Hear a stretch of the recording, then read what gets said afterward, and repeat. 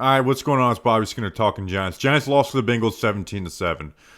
Usually I put together like well written out notes for these reaction videos and try and be level headed as possible, and I think I will be level headed in it. But I'm just frustrated. I'm so frustrated of losing on prime time as a New York Giants fan, right? Like we have to dread that, right? I used to look forward to it. It's like, oh yeah, everyone gets to watch my team, we get to make some big plays, we get to make big names, beat the Cowboys. And now it's just dreading because Daniel Jones is now 1-14 on prime time. And I'm just like I am frustrated with him being the quarterback of the New York Giants. I know they had a nice little stretch there, but at the end of the day, you're just going to be a team that can't really push the ball down the field consistently. You don't get to create those big plays consistently, and it shows up in the biggest moments, right? The defense. I mean, it's a damn shame that you waste a defensive performance like that. Basically held them to 10 points until the end of the game.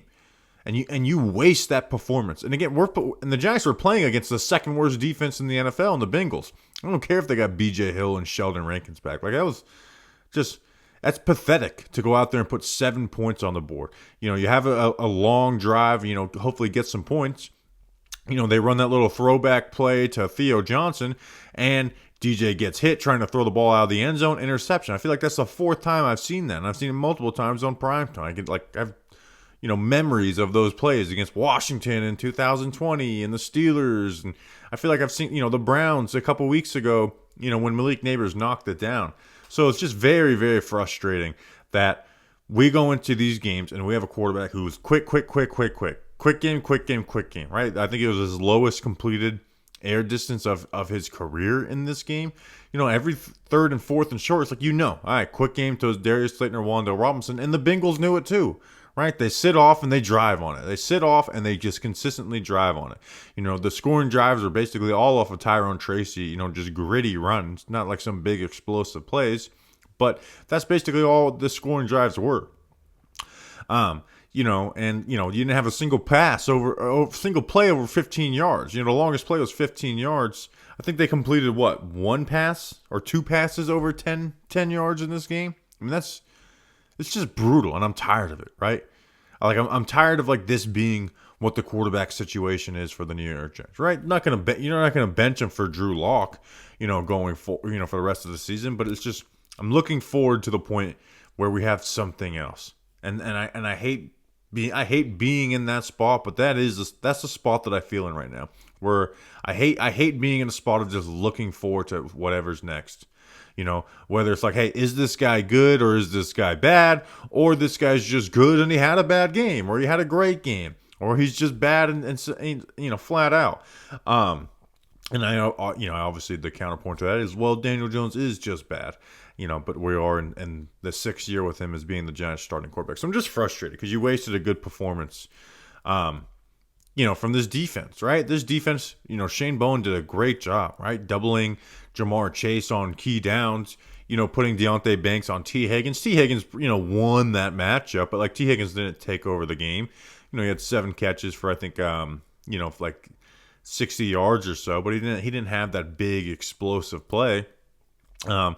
Chase made a couple plays, the play over, made over flop, but they did a good job, right? The pass rush was getting there all night long. Azeez Ojulari stepped up big in the absence of Kayvon Thibodeau. Brian Burns, had a big sack on a third down or a second down and long. A couple quarterback hits, tackles for losses on third down. Dexter Lawrence had a big sack. The defense showed up, right? Coverage was pretty good. Tyler Newman, right? Tyler Newman, I thought, played his best game of his young career so far with tackles for loss and making plays, and you waste it, right? You have a Bengals offense that's actually really freaking good, and their defense that's awful, and the Giants put up together a great performance on defense, and their offense just lays an egg. Just flat out lays an egg, and I'm tired of it. I'm so tired of that being where the Giants are as an offense. We're averaging 16 points per game. I don't have what the rankings are, because it hasn't updated for the week, but that's going to be bottom 3 in the NFL.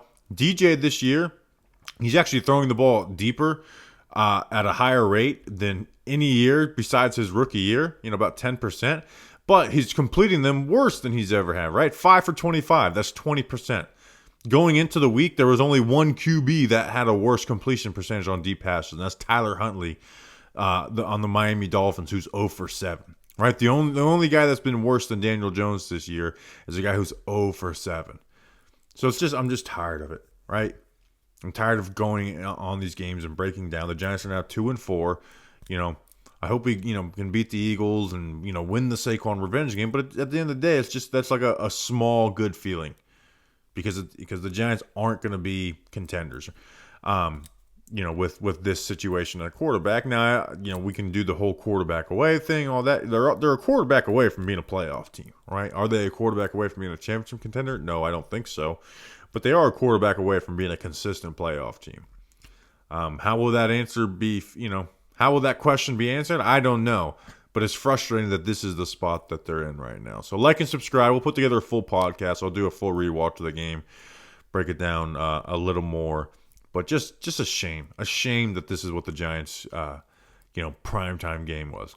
This should have been a nice primetime gritty win. Instead, it's an ugly loss. Let's go Big Blue.